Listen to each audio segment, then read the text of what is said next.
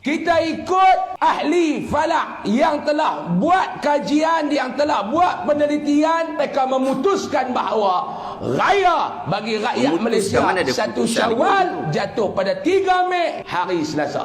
Ahli falak kata hari Selasa raya. Tuan-tuan nak ikut siapa? Ahli falak ke ahli pelak? Aduh.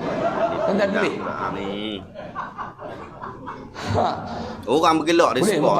Sahabat-sahabat, dalam video tadi saya tengok ada banyak kali yang Ustaz, moga Allah Ta'ala memberikan kebaikan kepada beliau. Dia sebutkan berkaitan tentang isu ahli pelak dan suruh untuk orang raya hari Selasa. Seolah-olah pada waktu itu telah ada ketetapan untuk raya pada hari Selasa. Sedangkan pada waktu tu belum lagi diumumkan, belum lagi pergi tengok anak bulan dan sebagainya. Bahkan yang paling menyebabkan viral isu ini adalah berkaitan tentang isu perkataan yang disebutkan oleh Ustaz, iaitu perkataan pelak, ahli pelak. Ahli pelak raya hari Isnin, ahli falak raya hari Selasa. Perkataan falak dan juga pelak adalah dua benda yang berbeza. Mengatakan ahli pelak adalah kata carut yang disebutkan oleh orang utara. Orang tak sebut pelak ketika memuji atau bersembang-sembang saja-saja. Kalau kita merasa jijik bila dengar budak-budak kita sebut kata-kata lucah, maka demikian juga kita perlu rasa jijik dan tak elok perkataan pelak ni.